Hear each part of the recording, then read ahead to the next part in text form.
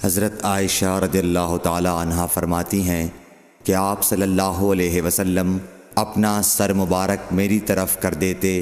اس وقت آپ اعتکاف میں بیٹھے ہوئے ہوتے اور میں حیض کی حالت میں ہونے کے باوجود آپ کا سر مبارک دھو دیتی۔ صحیح بخاری حدیث نمبر 301۔ حضرت عائشہ رضی اللہ تعالی عنہا نے فرمایا، ہم ازواج میں سے کوئی جب حائضہ ہوتی اس حالت میں رسول اللہ صلی اللہ علیہ وسلم اگر مباشرت کا ارادہ کرتے آپ ازار باندھنے کا حکم دے دیتے باوجود حیض کی زیادتی کے، پھر بدن سے بدن ملاتے۔ آپ نے کہا، تم میں ایسا کون ہے جو نبی کریم صلی اللہ علیہ وسلم کی طرح اپنی شہوت پر قابو رکھتا ہو؟ صحیح بخاری حدیث نمبر 302۔ نبی کریم صلی اللہ علیہ وسلم اپنی بیویوں میں سے کسی سے مباشرت کرنا چاہتے اور وہ حائضہ ہوتی تو آپ کے حکم سے وہ پہلے ازار باندھ لیتیں۔ صحیح بخاری حدیث نمبر 303۔ رسول کریم صلی اللہ علیہ وسلم عید الاضحیٰ یا عید الفطر میں عیدگاہ تشریف لے گئے۔ وہاں آپ عورتوں کے پاس سے گزرے اور فرمایا، اے عورتوں کی جماعت، صدقہ کرو، کیونکہ میں نے جہنم میں زیادہ تم ہی کو دیکھا ہے۔ انہوں نے کہا، یا رسول اللہ صلی اللہ علیہ وسلم، ایسا کیوں؟ آپ نے فرمایا کہ تم لعن طعن بہت کرتی ہو اور شوہر کی ناشکری کرتی ہو، باوجود عقل اور دین میں ناقص ہونے کے میں نے تم سے زیادہ کسی کو بھی ایک عقل مند اور تجربہ کار آدمی کو دیوانہ بنا دینے والا نہیں دیکھا۔ عورتوں نے عرض کی کہ ہمارے دین اور ہماری عقل میں نقصان کیا ہے یا رسول اللہ؟ آپ نے فرمایا، کیا عورت کی گواہی مرد کی گواہی سے نصف نہیں ہے؟ انہوں نے کہا، جی ہے۔ آپ نے فرمایا، بس یہی اس کی عقل کا نقصان ہے۔ پھر آپ نے پوچھا، کیا ایسا نہیں ہے کہ جب عورت حائضہ ہو تو نہ نماز پڑھ سکتی ہے نہ روزہ رکھ سکتی ہے؟ عورتوں نے کہا، ایسا ہی ہے۔ آپ نے فرمایا کہ یہی اس کے دین کا نقصان ہے۔ صحیح بخاری حدیث نمبر 304۔ حضرت عائشہ رضی اللہ تعالی عنہا نے فرمایا کہ ہم رسول اللہ صلی اللہ علیہ وسلم کے ساتھ حج کے لیے اس طرح نکلے کہ ہماری زبانوں پر حج کے علاوہ اور کوئی ذکر ہی نہ تھا۔ جب ہم مقام صرف پہنچے تو مجھے حیض آ گیا۔ اس غم سے میں رو رہی تھی کہ نبی صلی اللہ علیہ وسلم تشریف لائے۔ آپ نے پوچھا، کیوں رو رہی ہو؟ میں نے کہا، کاش میں اس سال حج کا ارادہ ہی نہ کرتی۔ آپ نے فرمایا، شاید تمہیں حیض آ گیا ہے۔ میں نے کہا، جی ہاں۔ آپ نے فرمایا، یہ چیز تو اللہ تعالیٰ نے آدم کی بیٹیوں کے لیے مقرر کر دی ہے، اس لیے تم جب تک پاک نہ ہو جاؤ طواف بیت اللہ کے علاوہ حاجیوں کی طرح تمام کام انجام دو۔ صحیح بخاری حدیث نمبر 305۔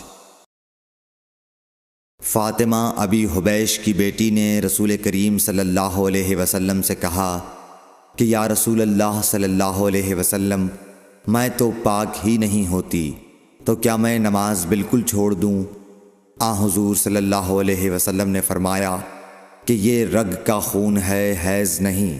اس لیے جب حیض کے دن جن میں کبھی پہلے تمہیں عادتاً حیض آیا کرتا تھا آئیں تو نماز چھوڑ دے، اور جب اندازے کے مطابق وہ دن گزر جائیں تو خون دھو ڈال اور نماز پڑھ۔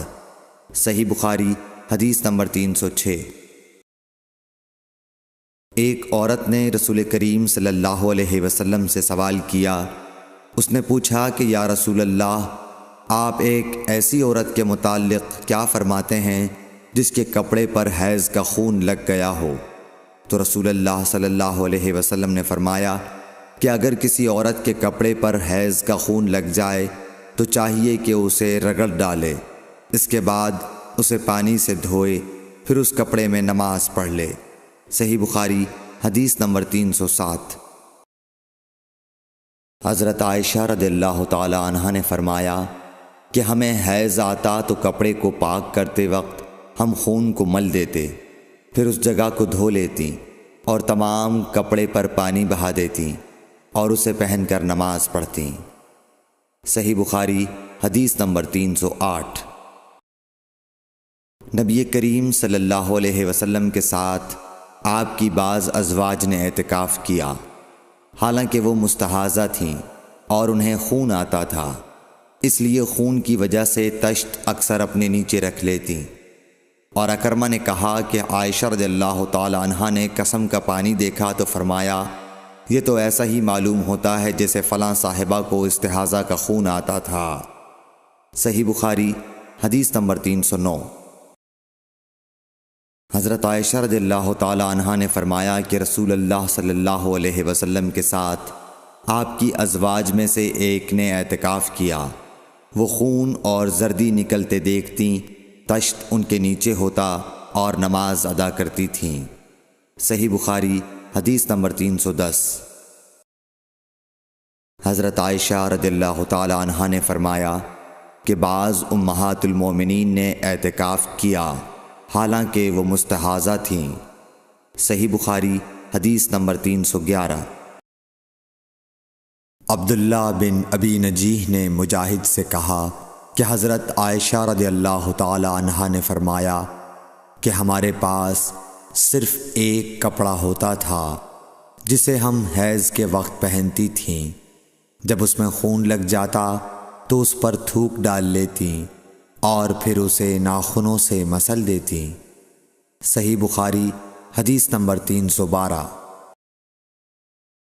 ہم سے عبداللہ بن عبد الوہاب نے بیان کیا، انہوں نے کہا ہم سے حماد بن زیب نے ایوب سختیانی سے، انہوں نے حفصہ سے، وہ ام عطیہ سے، آپ نے فرمایا کہ ہمیں کسی میت پر 3 دن سے زیادہ سوگ کرنے سے منع کیا جاتا تھا، لیکن شوہر کی موت پر 4 مہینے 10 دن کے سوگ کا حکم تھا۔ ان دنوں میں ہم نہ سرما لگاتی نہ خوشبو، اور عصب یمن کی بنی ہوئی ایک چادر جو رنگین بھی ہوتی تھی کے علاوہ کوئی رنگین کپڑا ہم استعمال نہیں کرتی تھیں، اور ہمیں عدت کے دنوں میں حیض کے غسل کے بعد قصد اظفار استعمال کرنے کی اجازت تھی، اور ہمیں جنازے کے پیچھے چلنے سے منع کیا جاتا تھا۔ اس حدیث کو حشام بن حسان نے حفصہ سے، انہوں نے ام عطیہ سے، انہوں نے نبی کریم صلی اللہ علیہ وسلم سے روایت کیا ہے۔ صحیح بخاری حدیث نمبر 313۔ حضرت عائشہ رضی اللہ تعالی عنہا نے فرمایا کہ ایک انصاریہ عورت نے رسول اللہ صلی اللہ علیہ وسلم سے پوچھا کہ میں حیض کا غسل کیسے کروں؟ آپ نے فرمایا کہ مشک میں بسا ہوا کپڑا لے کر اس سے پاکی حاصل کر۔ اس نے پوچھا اس سے کس طرح پاکی حاصل کروں؟ آپ نے فرمایا اس سے پاکی حاصل کر۔ اس نے دوبارہ پوچھا کہ کس طرح؟ آپ نے فرمایا سبحان اللہ، پاکی حاصل کر۔ پھر میں نے اسے اپنی طرف کھینچ لیا اور کہا کہ اسے خون لگی ہوئی جگہوں پر پھیر لیا کر۔ صحیح بخاری حدیث نمبر 314۔ حضرت عائشہ رضی اللہ تعالی عنہا نے بیان کیا کہ انصاریہ عورت نے رسول اللہ صلی اللہ علیہ وسلم سے پوچھا کہ میں حیض کا غسل کیسے کروں؟ آپ نے فرمایا کہ ایک مشک میں بسا ہوا کپڑا لے اور پاکی حاصل کر۔ یہ آپ نے 3 دفعہ فرمایا۔ پھر حضور صلی اللہ علیہ وسلم شرمائے اور آپ نے اپنا چہرہ مبارک پھیر لیا، یا فرمایا کہ اس سے پاکی حاصل کر۔ پھر میں نے انہیں پکڑ کر کھینچ لیا اور نبی کریم صلی اللہ علیہ وسلم جو بات کہنا چاہتے تھے وہ میں نے اسے سمجھائی۔ صحیح بخاری حدیث نمبر 315۔ حضرت عائشہ رضی اللہ تعالی عنہا نے بتلایا کہ میں نے نبی کریم صلی اللہ علیہ وسلم کے ساتھ حجۃ الوداع کیا۔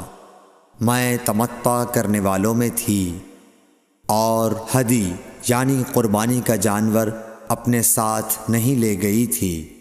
حضرت عائشہ رضی اللہ تعالی عنہا نے اپنے متعلق بتایا کہ پھر وہ حائضہ ہو گئیں اور عرفہ کی رات آ گئی اور ابھی تک وہ پاک نہیں ہوئی تھیں، اس لیے انہوں نے رسول اللہ صلی اللہ علیہ وسلم سے کہا کہ حضور آج عرفہ کی رات ہے اور میں عمرے کی نیت کر چکی تھی۔ رسول اللہ صلی اللہ علیہ وسلم نے فرمایا کہ اپنے سر کو کھول ڈال اور کنگھا کر اور عمرے کو چھوڑ دے۔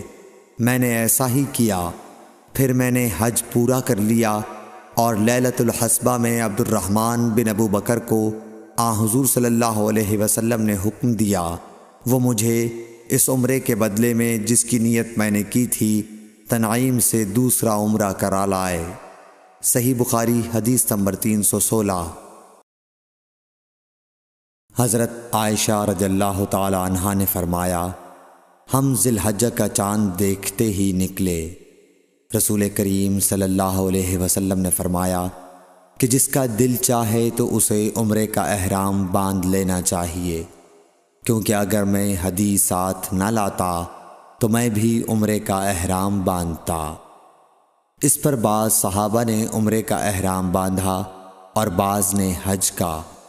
میں بھی ان لوگوں میں سے تھی جنہوں نے عمرے کا احرام باندھا تھا، مگر عرفہ کا دن آ گیا اور میں حیض کی حالت میں تھی۔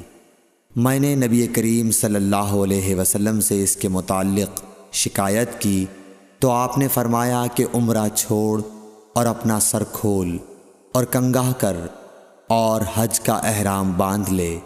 میں نے ایسا ہی کیا، یہاں تک کہ جب حصبہ کی رات آئی تو رسول اللہ صلی اللہ علیہ وسلم نے میرے ساتھ میرے بھائی عبد الرحمن بن ابی بکر کو بھیجا۔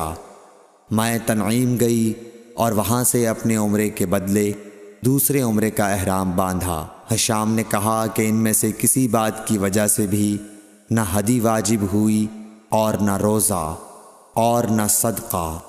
تنعیم حد حرم سے قریب 3 میل دور ایک مقام کا نام ہے۔ صحیح بخاری حدیث نمبر 317۔ حضرت انس بن مالک رضی اللہ تعالیٰ عنہ سے روایت ہے، نبی کریم صلی اللہ علیہ وسلم نے فرمایا کہ رحم مادر میں اللہ تعالیٰ نے ایک فرشتہ مقرر کیا ہے، وہ کہتا ہے اے رب اب یہ نطفہ ہے، اے رب اب یہ علقہ ہو گیا ہے، اے رب اب یہ مضغہ ہو گیا ہے۔ پھر جب خدا چاہتا ہے کہ اس کی خلقت پوری کرے تو کہتا ہے کہ مذکر یا مؤنث، بدبخت یا نیک بخت، روزی کتنی مقدر ہے اور عمر کتنی۔ پس ماں کے پیٹ ہی میں یہ تمام باتیں فرشتہ لکھ دیتا ہے۔ صحیح بخاری حدیث نمبر 318۔ حضرت عائشہ رضی اللہ تعالی عنہا فرماتی ہیں کہ ہم نبی کریم صلی اللہ علیہ وسلم کے ساتھ حجۃ الوداع کے سفر میں نکلے۔ ہم میں سے بعض نے عمرے کا احرام باندھا اور بعض نے حج کا۔ پھر ہم مکہ آئے اور حضرت صلی اللہ علیہ وسلم نے فرمایا کہ جس نے عمرے کا احرام باندھا ہو اور ہدی ساتھ نہ لایا ہو تو وہ حلال ہو جائے، اور جس نے عمرے کا احرام باندھا ہو اور وہ ہدی بھی ساتھ لایا ہو تو وہ ہدی کی قربانی سے پہلے حلال نہ ہوگا، اور جس نے حج کا احرام باندھا ہو تو اسے حج پورا کرنا چاہیے۔ عائشہ نے کہا کہ میں حائضہ ہو گئی اور عرفہ کا دن آ گیا، میں نے صرف عمرے کا احرام باندھا تھا، مجھے نبی کریم صلی اللہ علیہ وسلم نے حکم دیا کہ میں اپنا سر کھول لوں، کنگھا کر لوں اور حج کا احرام باندھ لوں اور عمرہ چھوڑ دوں۔ میں نے ایسا ہی کیا اور اپنا حج پورا کر لیا۔ پھر میرے ساتھ حضرت صلی اللہ علیہ وسلم نے عبد الرحمن بن ابی بکر کو بھیجا اور مجھ سے فرمایا کہ میں اپنے چھوٹے ہوئے عمرے کے عوض تنعیم سے دوسرا عمرہ کر لوں۔ صحیح بخاری حدیث نمبر 319۔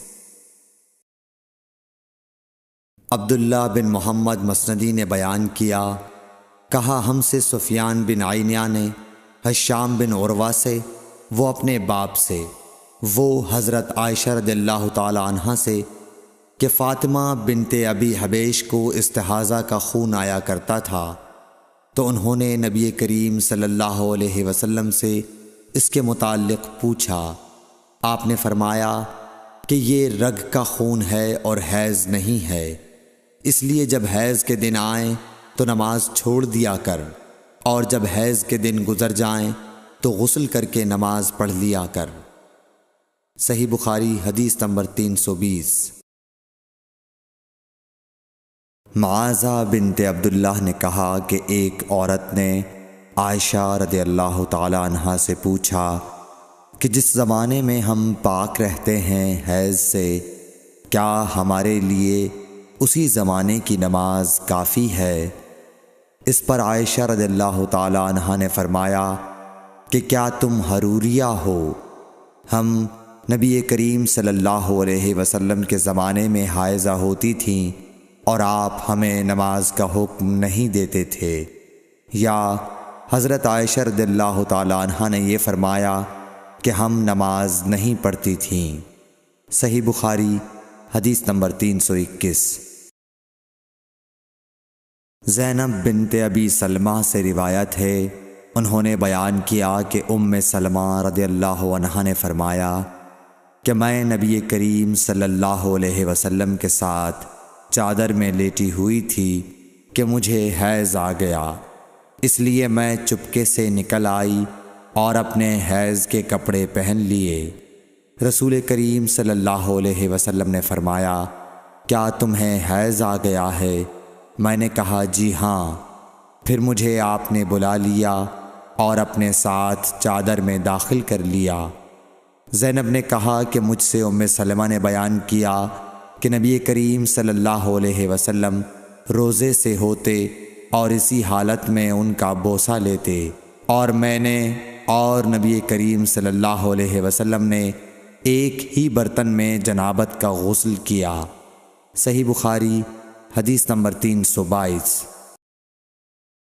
زینب بنت ابی سلمہ سے روایت ہے کہ ام سلمہ نے بتلایا کہ میں نبی کریم صلی اللہ علیہ وسلم کے ساتھ ایک چادر میں لیٹی ہوئی تھی کہ مجھے حیض آ گیا۔ میں چپکے سے چلی گئی اور حیض کے کپڑے بدل لیے۔ آپ نے پوچھا، کیا تجھ کو حیض آ گیا ہے؟ میں نے کہا جی ہاں۔ پھر مجھے آپ نے بلا لیا اور میں آپ کے ساتھ چادر میں لیٹ گئی۔ صحیح بخاری حدیث نمبر 323۔ حفصہ بنت سیرین نے فرمایا کہ ہم اپنی کنواری جوان بچیوں کو عیدگاہ جانے سے روکتی تھیں۔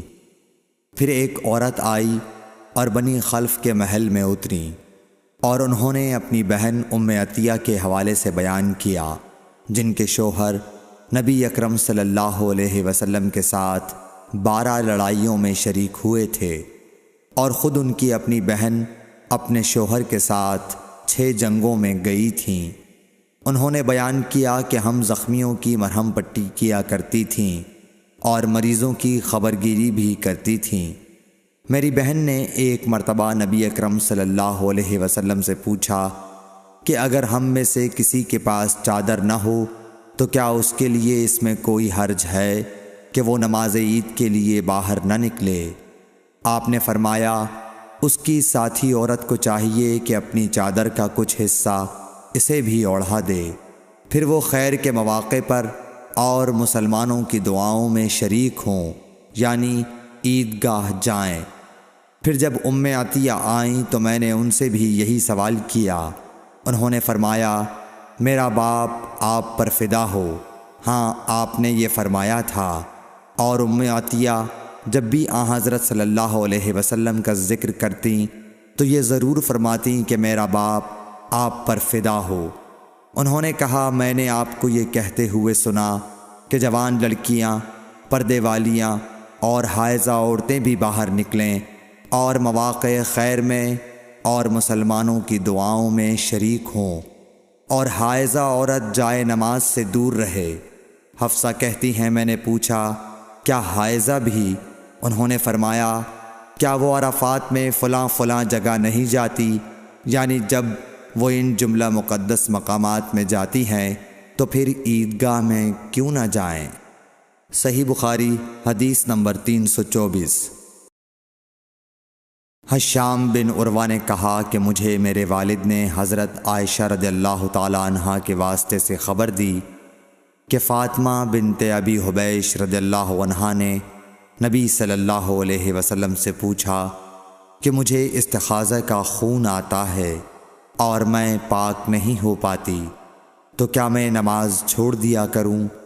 آپ صلی اللہ علیہ وسلم نے فرمایا، نہیں، یہ تو ایک رگ کا خون ہے، ہاں اتنے دنوں میں نماز ضرور چھوڑ دیا کرو کہ جن میں اس بیماری سے پہلے تمہیں حیض آیا کرتا تھا، پھر غسل کر کے نماز پڑھا کر۔ صحیح بخاری حدیث نمبر 325۔ محمد بن سیرین نے بیان کیا، وہ ام عطیہ سے آپ نے فرمایا کہ ہم زرد اور مٹیالے رنگ کو کوئی اہمیت نہیں دیتی تھیں۔ صحیح بخاری حدیث نمبر 326۔ حضرت عائشہ رضی اللہ تعالی عنہا سے، جو حضرت صلی اللہ علیہ وسلم کی بیوی ہیں، روایت ہے کہ ام حبیبہ 7 سال تک مستحاضہ رہیں۔ انہوں نے نبی کریم صلی اللہ علیہ وسلم سے اس کے بارے میں پوچھا تو آپ صلی اللہ علیہ وسلم نے انہیں غسل کرنے کا حکم دیا اور فرمایا کہ یہ رگ کی وجہ سے بیماری ہے، پس ام حبیبہ ہر نماز کے لیے غسل کرتی تھیں۔ صحیح بخاری حدیث نمبر 327۔ حضرت عائشہ رضی اللہ تعالیٰ عنہا سے روایت ہے کہ انہوں نے رسول کریم صلی اللہ علیہ وسلم سے کہا کہ حضور صفیہ بنت حی کو حج میں حیض آ گیا۔ رسول اللہ صلی اللہ علیہ وسلم نے فرمایا، شاید کہ وہ ہمیں روکیں گی، کیا انہوں نے تمہارے ساتھ طواف زیارت نہیں کیا؟ عورتوں نے جواب دیا کہ کر لیا ہے۔ آپ نے اس پر فرمایا کہ پھر نکلو۔ صحیح بخاری حدیث نمبر 328۔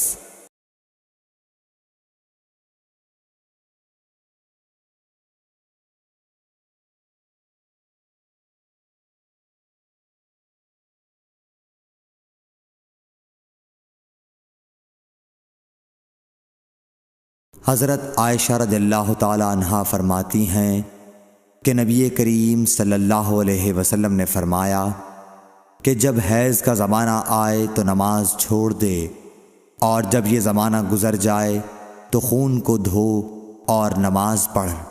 صحیح بخاری حدیث نمبر 331۔ سمرہ بنت جندب سے روایت ہے کہ ایک عورت ام کعب زچگی میں مر گئی تو حضور صلی اللہ علیہ وسلم نے ان کی نماز جنازہ پڑھی۔ اس وقت آپ ان کے جسم کے وسط میں کھڑے ہوئے۔ صحیح بخاری حدیث نمبر 332۔ عبداللہ بن شداد نے کہا کہ میں نے اپنی خالہ میمونہ رضی اللہ تعالی عنہا سے، جو نبی کریم صلی اللہ علیہ وسلم کی زوجہ مطہرہ تھیں، سنا کہ میں حائضہ ہوتی تو نماز نہیں پڑھتی تھی، اور یہ کہ آپ رسول اللہ صلی اللہ علیہ وسلم کے گھر میں نماز پڑھنے کی جگہ کے قریب لیٹی ہوتی تھیں، اور یہ کہ آپ رسول اللہ صلی اللہ علیہ وسلم کے گھر میں نماز پڑھنے کی جگہ کے قریب لیٹی ہوتی تھیں۔ آپ نماز اپنی چٹائی پر پڑھتے، جب آپ سجدہ کرتے تو آپ کے کپڑے کا کوئی حصہ مجھ سے لگ جاتا تھا۔ صحیح بخاری حدیث نمبر 333۔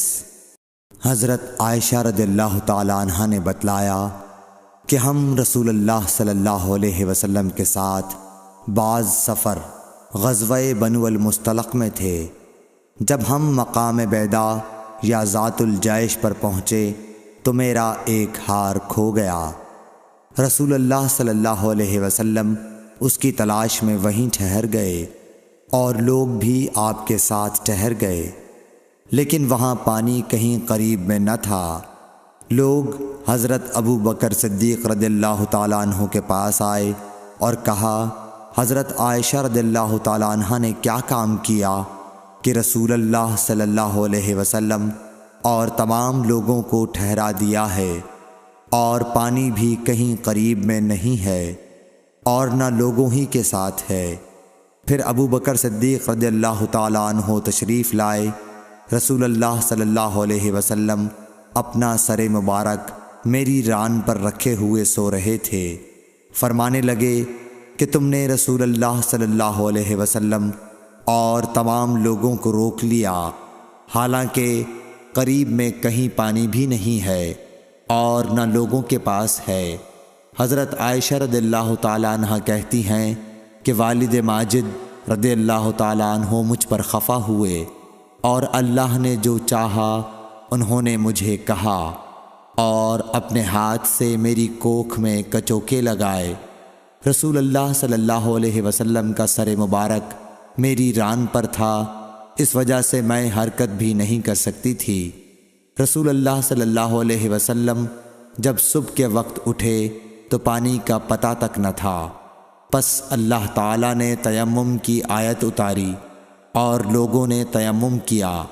اس پر اسید بن حضیر رضی اللہ تعالیٰ عنہ نے کہا کہ اے آل ابی بکر، یہ تمہاری کوئی پہلی برکت نہیں ہے۔ عائشہ رضی اللہ تعالیٰ عنہ نے فرمایا، پھر ہم نے اس اونٹ کو ہٹایا جس پر میں سوار تھی تو ہار اسی کے نیچے مل گیا۔ صحیح بخاری حدیث نمبر 334۔ جابر بن عبداللہ نے خبر دی کہ نبی صلی اللہ علیہ وسلم نے فرمایا، مجھے 5 چیزیں ایسی دی گئی ہیں جو مجھ سے پہلے کسی کو نہیں دی گئی تھیں۔ 1 مہینہ کی مسافت سے رعب کے ذریعے میری مدد کی گئی ہے، اور تمام زمین میرے لیے سجدہ گاہ اور پاکی کے لائق بنائی گئی۔ پس میری امت کا جو انسان نماز کے وقت کو جہاں بھی پالے اسے وہاں ہی نماز ادا کر لینی چاہیے، اور میرے لیے غنیمت کا مال حلال کیا گیا ہے، مجھ سے پہلے یہ کسی کے لیے بھی حلال نہ تھا، اور مجھے شفاعت عطا کی گئی، اور تمام انبیاء اپنی اپنی قوم کے لیے مبعوث ہوتے تھے، لیکن میں تمام انسانوں کے لیے عام طور پر نبی بنا کر بھیجا گیا ہوں۔ صحیح بخاری حدیث نمبر 335۔ حشام بن عروہ نے اپنے والد سے روایت کیا، وہ حضرت عائشہ رضی اللہ تعالیٰ عنہ سے، کہ انہوں نے حضرت اسماء سے ہار مانگ کر پہن لیا تھا، وہ گم ہو گیا۔ رسول اللہ صلی اللہ علیہ وسلم نے ایک آدمی کو اس کی تلاش کے لیے بھیجا، جسے وہ مل گیا۔ پھر نماز کا وقت آ پہنچا اور لوگوں کے پاس جو ہار کی تلاش میں گئے تھے پانی نہیں تھا۔ لوگوں نے نماز پڑھ لی اور رسول اللہ صلی اللہ علیہ وسلم سے اس کے متعلق شکایت کی۔ پس خداوند تعالیٰ نے تیمم کی آیت اتاری، جسے سن کر اسید بن حضیر نے حضرت عائشہ رضی اللہ تعالیٰ عنہ سے کہا، آپ کو اللہ بہترین بدلہ دے، واللہ جب بھی آپ کے ساتھ کوئی ایسی بات پیش آئی جس سے آپ کو تکلیف ہوئی تو اللہ تعالیٰ نے آپ کے لیے اور تمام مسلمانوں کے لیے اس میں خیر پیدا فرما دی۔ صحیح بخاری حدیث نمبر 336۔ ابن عباس رضی اللہ تعالیٰ عنہ کے غلام عمیر بن عبداللہ نے کہا کہ میں اور عبداللہ بن یسار، جو کہ حضرت میمونہ رضی اللہ تعالیٰ عنہ زوجہ نبی کریم صلی اللہ علیہ وسلم کے غلام تھے، ابو جہیم بن حارث بن سما انصاری صحابی کے پاس آئے۔ انہوں نے بیان کیا کہ نبی کریم صلی اللہ علیہ وسلم بار جمل کی طرف سے تشریف لا رہے تھے۔ راستے میں ایک شخص نے آپ کو سلام کیا، یعنی خود اسی ابو جہیم نے، لیکن آپ نے جواب نہیں دیا۔ پھر آپ دیوار کے قریب آئے اور اپنے چہرے اور ہاتھوں کا مسح کیا، پھر ان کے سلام کا جواب دیا۔ صحیح بخاری حدیث نمبر 337۔ ایک شخص عمر بن خطاب کے پاس آیا اور عرض کی کہ مجھے غسل کی حاجت ہو گئی۔ اور پانی نہیں ملا تو میں اب کیا کروں؟ اس پر عمار بن یاسر رضی اللہ تعالیٰ عنہ نے حضرت عمر بن خطاب رضی اللہ تعالیٰ عنہ سے کہا، کیا آپ کو یاد نہیں جب میں اور آپ سفر میں تھے ہم دونوں جنبی ہو گئے؟ آپ نے تو نماز نہیں پڑھی لیکن میں نے زمین پر لوٹ پوٹ لیا اور نماز پڑھ لی۔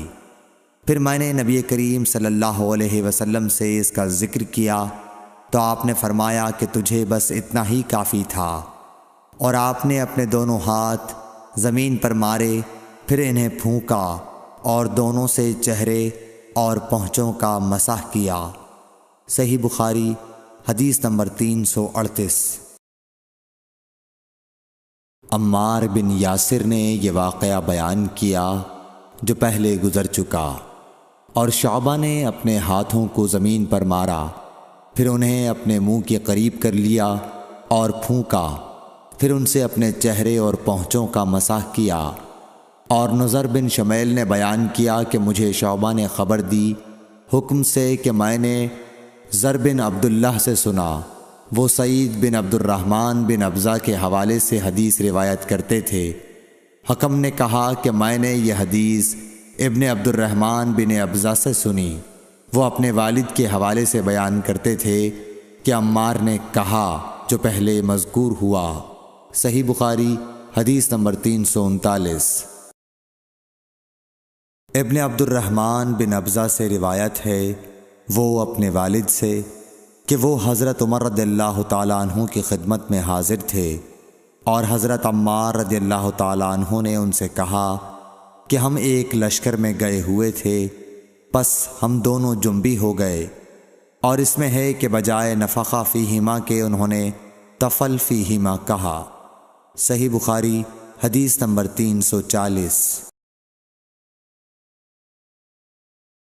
حضرت عمار رضی اللہ تعالیٰ عنہ نے عمر رضی اللہ تعالیٰ عنہ سے کہا کہ میں تو زمین میں لوٹ پوٹ ہو گیا، پھر نبی صلی اللہ علیہ وسلم کی خدمت میں حاضر ہوا تو آپ نے فرمایا کہ تیرے لیے صرف چہرے اور پونچھوں پر مسح کرنا کافی تھا، زمین پر لیٹنے کی ضرورت نہ تھی۔ صحیح بخاری حدیث نمبر 341۔ عبد الرحمن بن ابزہ نے کہا کہ میں حضرت عمر رضی اللہ تعالیٰ عنہ کی خدمت میں موجود تھا کہ عمار رضی اللہ تعالیٰ عنہ نے ان سے کہا، پھر انہوں نے پوری حدیث بیان کی۔ صحیح بخاری حدیث نمبر 342۔ عبد الرحمن بن ابزہ نے اپنے والد سے حضرت عمار رضی اللہ تعالیٰ عنہ نے بیان کیا، پس نبی کریم صلی اللہ علیہ وسلم نے اپنے ہاتھوں کو زمین پر مارا اور اس سے اپنے چہرے اور پونچھوں کا مسح کیا۔ صحیح بخاری حدیث نمبر 343۔ ابو رجا نے عمران کے حوالے سے کہا کہ ہم نبی کریم صلی اللہ علیہ وسلم کے ساتھ ایک سفر میں تھے کہ ہم رات بھر چلتے رہے، اور جب رات کا آخری حصہ آیا تو ہم نے پڑاؤ ڈالا، اور مسافر کے لیے اس وقت کے پڑاؤ سے زیادہ مرغوب اور کوئی چیز نہیں ہوتی۔ پھر ہم اس طرح غافل ہو کر سو گئے کہ ہمیں سورج کی گرمی کے سوا کوئی چیز بیدار نہ کر سکی۔ سب سے پہلے بیدار ہونے والا شخص فلاں تھا، پھر فلاں، پھر فلاں۔ ابو رجا نے سب کے نام لیے لیکن اوف کو یہ نام یاد نہیں رہے۔ پھر چوتھے نمبر پر جاگنے والے حضرت عمر بن خطاب رضی اللہ تعالیٰ عنہ تھے، اور جب نبی کریم صلی اللہ علیہ وسلم آرام فرماتے تو ہم آپ کو جگاتے نہیں تھے یہاں تک کہ آپ خود بخود بیدار ہوں، کیونکہ ہمیں کچھ معلوم نہیں ہوتا کہ آپ پر خواب میں کیا تازہ وحی آتی ہے۔ جب حضرت عمر جاگ گئے اور یہ آمدہ آفت دیکھی، اور وہ ایک نڈر دل والے آدمی تھے، پس زور زور سے تکبیر کہنے لگے۔ اسی طرح بآواز بلند آپ اس وقت تک تکبیر کہتے رہے جب تک کہ نبی کریم صلی اللہ علیہ وسلم ان کی آواز سے بیدار نہ ہو گئے۔ تو لوگوں نے پیش آمدہ آفت مصیبت کے متعلق آپ صلی اللہ علیہ وسلم سے شکایت کی۔ اس پر آپ نے فرمایا کہ کوئی حرج نہیں، سفر شروع کرو۔ پھر آپ تھوڑی دور چلے، اس کے بعد آپ ٹھہر گئے اور وضو کا پانی طلب فرمایا اور وضو کیا اور اذان کہی گئی۔ پھر آپ نے لوگوں کے ساتھ نماز پڑھی۔ جب آپ نماز پڑھانے سے فارغ ہوئے تو ایک شخص پر آپ کی نظر پڑی جو الگ کنارے پر کھڑا ہوا تھا اور اس نے لوگوں کے ساتھ نماز نہیں پڑھی تھی۔ آپ نے اس سے فرمایا کہ اے فلاں، تمہیں لوگوں کے ساتھ نماز میں شریک ہونے سے کون سی چیز نے روکا؟ اس نے جواب دیا کہ مجھے غسل کی حاجت ہو گئی اور پانی موجود نہیں ہے۔ آپ نے فرمایا کہ پاک مٹی سے کام نکال لو، یہی تجھ کو کافی ہے۔ پھر نبی کریم صلی اللہ علیہ وسلم نے سفر شروع کیا تو لوگوں نے پیاس کی شکایت کی۔ آپ پھر ٹھہر گئے اور فلاں یعنی عمران بن حسین رضی اللہ تعالی عنہ کو بلایا۔ ابو رجا نے ان کا نام لیا تھا لیکن اوف کو یاد نہیں رہا، اور حضرت علی کو بھی طلب فرمایا۔ ان دونوں سے آپ نے فرمایا کہ جاؤ پانی تلاش کرو۔ یہ دونوں نکلے۔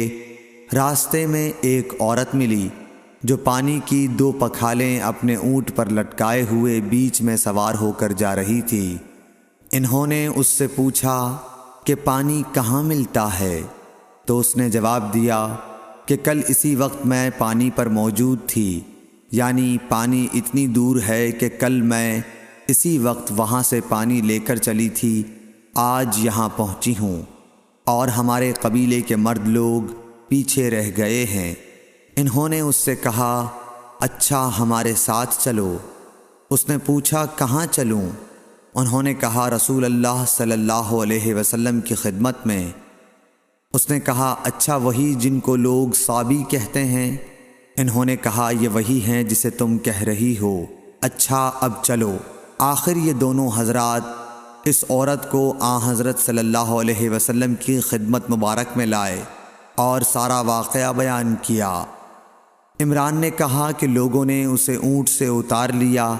پھر نبی کریم صلی اللہ علیہ وسلم نے ایک برتن طلب فرمایا اور دونوں پکھالوں یا مشکیزوں کے منہ اس برتن میں کھول دیے، پھر ان کا اوپر کا منہ بند کر دیا، اس کے بعد نیچے کا منہ کھول دیا، اور تمام لشکریوں میں منادی کر دی گئی کہ خود بھی سیر ہو کر پانی پئیں اور اپنے تمام جانوروں وغیرہ کو بھی پلا لیں۔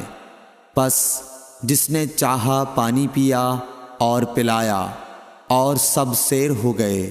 آخر میں اس شخص کو بھی ایک برتن میں پانی دیا جسے غسل کی ضرورت تھی۔ آپ نے فرمایا لے جا اور غسل کر لے۔ وہ عورت کھڑی دیکھ رہی تھی کہ اس کے پانی سے کیا کیا کام لیے جا رہے ہیں، اور خدا کی قسم جب پانی لیا جاتا اور خدا کی قسم جب پانی لیا جانا ان سے بند ہوا تو ہم دیکھ رہے تھے کہ اب مشکیزوں میں پانی پہلے سے بھی زیادہ موجود تھا۔ پھر نبی کریم صلی اللہ علیہ وسلم نے فرمایا کہ کچھ اس کے لیے کھانے کی چیز جمع کرو۔ لوگوں نے اس کے لیے عمدہ قسم کی کھجور، اجوا، آٹا اور ستو اکٹھا کیا، یہاں تک کہ بہت سارا کھانا اس کے لیے جمع ہو گیا تو اسے لوگوں نے ایک کپڑے میں رکھا اور عورت کو اونٹ پر سوار کر کے اس کے سامنے وہ کپڑا رکھ دیا۔ رسول اللہ صلی اللہ علیہ وسلم نے اس سے فرمایا کہ تمہیں معلوم ہے کہ ہم نے تمہارے پانی میں کوئی کمی نہیں کی ہے، لیکن اللہ تعالیٰ نے ہمیں سیراب کر دیا۔ پھر وہ اپنے گھر آئی، دیر کافی ہو چکی تھی، اس لیے گھر والوں نے پوچھا کہ اے فلانی کیوں اتنی دیر ہوئی؟ اس نے کہا ایک عجیب بات ہوئی، وہ یہ کہ مجھے 2 آدمی ملے اور وہ مجھے اس شخص کے پاس لے گئے جسے لوگ صابی کہتے ہیں۔ وہاں اس طرح کا واقعہ پیش آیا، خدا کی قسم وہ تو اس کے اور اس کے درمیان سب سے بڑا جادوگر ہے۔ اور اس نے بیچ کی انگلی اور شہادت کی انگلی آسمان کی طرف اٹھا کر اشارہ کیا۔ اس کی مراد آسمان اور زمین سے تھی یا پھر وہ واقعی اللہ کا رسول ہے۔ اس کے بعد مسلمان اس قبیلے کے دور و نزدیک کے مشرکین پر حملے کیا کرتے تھے، لیکن اس گھرانے کو جس سے اس عورت کا تعلق تھا کوئی نقصان نہیں پہنچاتے تھے۔ یہ اچھا برتاؤ دیکھ کر ایک دن اس عورت نے اپنی قوم سے کہا کہ میرا خیال ہے کہ یہ لوگ تمہیں جان بوجھ کر چھوڑ دیتے ہیں، تو کیا تمہیں اسلام کی طرف کچھ رغبت ہے؟ قوم نے عورت کی بات مان لی اور اسلام لے آئی۔ حضرت ابو عبداللہ امام بخاری رحمۃ اللہ علیہ نے فرمایا کہ سبا کے معنی ہیں اپنا دین چھوڑ کر دوسرے کے دین میں چلا گیا، اور ابو العالیہ نے کہا ہے کہ صائبین اہل کتاب کا ایک فرقہ ہے جو زبور پڑھتے ہیں، اور سورہ یوسف میں جو عصب کا لفظ ہے وہاں بھی اس کے معنی عمل کے ہیں۔ صحیح بخاری حدیث نمبر 344۔ ابو موسیٰ نے عبداللہ بن مسعود سے کہا کہ اگر غسل کی حاجت ہو اور پانی نہ ملے تو کیا نماز نہ پڑھی جائے؟ عبداللہ نے فرمایا ہاں، اگر مجھے 1 مہینے تک بھی پانی نہ ملے گا تو میں نماز نہ پڑھوں گا۔ اگر اس میں لوگوں کو اجازت دے دی جائے تو سردی معلوم کر کے بھی لوگ تیمم سے نماز پڑھ لیں گے۔ ابو موسیٰ کہتے ہیں کہ میں نے کہا کہ پھر حضرت عمر رضی اللہ تعالیٰ عنہ کے سامنے حضرت عمار رضی اللہ تعالیٰ عنہ کے قول کا کیا جواب ہوگا؟ بولے کہ مجھے تو نہیں معلوم ہے کہ عمر رضی اللہ تعالیٰ عنہ عمار رضی اللہ تعالیٰ عنہ کی بات سے مطمئن ہو گئے تھے۔ صحیح بخاری حدیث نمبر 345۔ ابو موسیٰ نے پوچھا کہ ابو عبد الرحمن، آپ کا کیا خیال ہے کہ اگر کسی کو غسل کی حاجت ہو اور پانی نہ ملے تو وہ کیا کرے؟ عبداللہ نے فرمایا کہ اسے نماز نہ پڑھنی چاہیے جب تک اسے پانی نہ مل جائے۔ ابو موسیٰ نے کہا کہ پھر عمار کی اس روایت کا کیا ہوگا جبکہ نبی کریم صلی اللہ علیہ وسلم نے ان سے کہا تھا کہ تمہیں صرف ہاتھ اور منہ کا تیمم کافی تھا۔ ابن مسعود نے فرمایا کہ تم عمر کو نہیں دیکھتے کہ وہ عمار کی اس بات پر مطمئن نہیں ہوئے تھے۔ پھر ابو موسیٰ نے کہا کہ اچھا عمار کی بات کو چھوڑو، لیکن اس آیت کا کیا جواب دو گے جس میں جنابت میں تیمم کرنے کی واضح اجازت موجود ہے؟ عبداللہ بن مسعود اس کا کوئی جواب نہ دے سکے، صرف یہ کہا کہ اگر ہم اس کی بھی لوگوں کو اجازت دے دیں تو ان کا حال یہ ہو جائے گا کہ اگر کسی کو پانی ٹھنڈا معلوم ہوا تو اسے چھوڑ دیا کرے گا اور تیمم کر لیا کرے گا۔ اعمش کہتے ہیں کہ میں نے شفیق سے کہا کہ گویا عبداللہ نے اس وجہ سے یہ صورت ناپسند کی تھی، تو انہوں نے جواب دیا کہ ہاں۔ صحیح بخاری حدیث نمبر 346۔ حضرت ابو موسیٰ رضی اللہ تعالی عنہ نے حضرت عبداللہ بن مسعود سے کہا کہ اگر ایک شخص کو غسل کی حاجت ہو اور مہینہ بھر پانی نہ پائے تو کیا وہ تیمم کر کے نماز نہ پڑھے؟ شفیق کہتے ہیں کہ حضرت عبداللہ بن مسعود نے جواب دیا کہ وہ تیمم نہ کرے اگرچہ وہ 1 مہینے تک پانی نہ پائے اور نماز موقوف رکھے۔ ابو موسیٰ نے اس پر کہا کہ پھر سورہ مائدہ کی اس آیت کا کیا مطلب ہوگا؟ اگر تم پانی نہ پاؤ تو پاک مٹی پر تیمم کر لو۔ حضرت عبداللہ بن مسعود بولے کہ اگر لوگوں کو اس کی اجازت دے دی جائے تو جلد ہی یہ حال ہو جائے گا کہ جب ان کو پانی ٹھنڈا معلوم ہوگا تو وہ مٹی سے تیمم ہی کر لیں گے۔ اعمش نے کہا میں نے شفیق سے کہا تو تم نے جنبی کے لیے تیمم اس لیے برا جانا؟ انہوں نے کہا ہاں۔ پھر حضرت ابو موسیٰ اشعری رضی اللہ تعالیٰ عنہ نے فرمایا کہ کیا آپ کو حضرت عمار کا حضرت عمر بن خطاب رضی اللہ تعالیٰ عنہ کے سامنے یہ قول معلوم نہیں کہ مجھے رسول اللہ صلی اللہ علیہ وسلم نے کسی کام کے لیے بھیجا تھا، سفر میں مجھے غسل کی ضرورت ہو گئی لیکن پانی نہیں ملا، اس لیے میں مٹی میں جانور کی طرح لوٹ پوٹ لیا۔ پھر میں نے رسول اللہ صلی اللہ علیہ وسلم سے اس کا ذکر کیا تو آپ نے فرمایا کہ تمہارے لیے صرف اتنا کرنا کافی تھا، اور آپ نے اپنے ہاتھوں کو زمین پر ایک مرتبہ مارا، پھر ان کو جھاڑ کر بائیں ہاتھ سے داہنے کی پشت کو مل لیا، یا بائیں ہاتھ کا داہنے ہاتھ سے مسح کیا، پھر دونوں ہاتھوں سے چہرے کا مسح کیا۔ عبداللہ نے اس کا جواب دیا کہ آپ عمر کو نہیں دیکھتے کہ انہوں نے عمار کی بات پر قناعت نہیں کی تھی؟ اور یعلی بن عبید نے اعمش کے واسطے سے شفیق سے روایت میں یہ زیادتی کی ہے کہ انہوں نے کہا کہ میں عبداللہ اور ابو موسیٰ کی خدمت میں تھا، اور ابو موسیٰ نے فرمایا تھا کہ آپ نے عمر سے عمار کا یہ قول نہیں سنا کہ رسول اللہ صلی اللہ علیہ وسلم نے مجھے اور آپ کو بھیجا، پس مجھے غسل کی حاجت ہو گئی اور میں مٹی میں لوٹ پوٹ لیا۔ پھر میں رات رسول اللہ صلی اللہ علیہ وسلم کی خدمت میں حاضر ہوا اور آپ سے صورتحال کے متعلق ذکر کیا تو آپ نے فرمایا کہ تمہیں صرف اتنا ہی کافی تھا، اور آپ نے چہرے اور ہتھیلیوں کا ایک ہی مرتبہ مسح کیا۔ صحیح بخاری حدیث نمبر 347۔ عمران بن حسین خزائی سے روایت ہے کہ رسول اللہ صلی اللہ علیہ وسلم نے ایک آدمی کو دیکھا کہ الگ کھڑا ہوا ہے اور لوگوں کے ساتھ نماز میں شریک نہیں ہو رہا ہے۔ آپ نے فرمایا کہ اے فلاں، تمہیں لوگوں کے ساتھ نماز پڑھنے سے کس چیز نے روک دیا؟ اس نے عرض کی، یا رسول اللہ، مجھے غسل کی ضرورت ہو گئی اور پانی نہیں ہے۔ آپ نے فرمایا، پھر تم کو پاک مٹی سے تیمم کرنا ضروری تھا، پس وہ تمہارے لیے کافی ہوتا۔ صحیح بخاری حدیث نمبر 348۔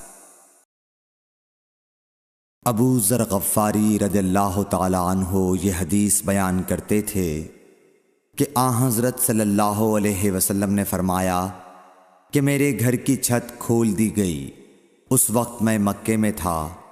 پھر جبرائیل علیہ السلام اترے اور انہوں نے میرا سینہ چاک کیا، پھر اسے زمزم کے پانی سے دھویا، پھر ایک سونے کا طشت لائے جو حکمت اور ایمان سے بھرا ہوا تھا، اس کو میرے سینے میں رکھ دیا، پھر سینے کو جوڑ دیا، پھر میرا ہاتھ پکڑا اور مجھے آسمان کی طرف لے کر چلے۔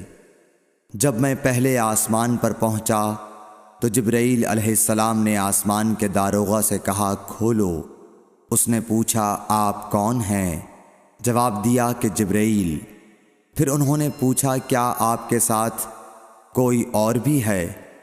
جواب دیا، ہاں، میرے ساتھ محمد صلی اللہ علیہ وسلم ہیں۔ انہوں نے پوچھا کہ کیا ان کے بلانے کے لیے آپ کو بھیجا گیا تھا؟ کہا، جی ہاں۔ پھر جب انہوں نے دروازہ کھولا تو ہم پہلے آسمان پر چڑھ گئے۔ وہاں ہم نے ایک شخص کو بیٹھے ہوئے دیکھا، ان کے داہنی طرف کچھ لوگوں کے جھنڈ تھے اور کچھ جھنڈ بائیں طرف تھے۔ جب وہ اپنی داہنی طرف دیکھتے تو مسکراتے، اور جب بائیں طرف نظر کرتے تو روتے۔ انہوں نے مجھے دیکھ کر فرمایا، آؤ، اچھے آئے ہو، صالح نبی اور صالح بیٹے۔ میں نے جبرائیل علیہ السلام سے پوچھا، یہ کون ہیں؟ انہوں نے کہا کہ یہ آدم علیہ السلام ہیں، اور ان کے دائیں بائیں جو جھنڈ ہیں یہ ان کے بیٹوں کی روحیں ہیں۔ جو جھنڈ دائیں طرف ہیں وہ جنتی ہیں، اور بائیں طرف کے جھنڈ دوزخی روحیں ہیں۔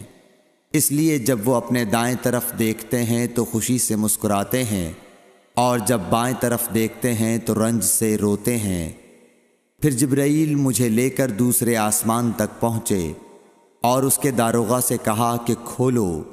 اس آسمان کے داروغہ نے بھی پہلے داروغہ کی طرح پوچھا، پھر کھول دیا۔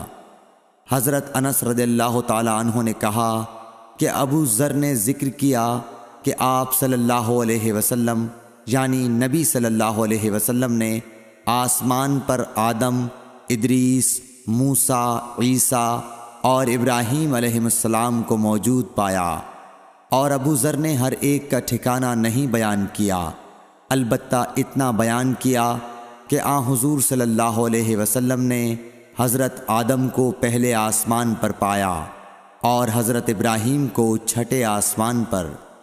انس نے بیان کیا کہ جب جبرائیل علیہ السلام نبی کریم صلی اللہ علیہ وسلم کے ساتھ ادریس علیہ السلام پر گزرے تو انہوں نے فرمایا کہ آؤ اچھے آئے ہو، صالح نبی اور صالح بھائی۔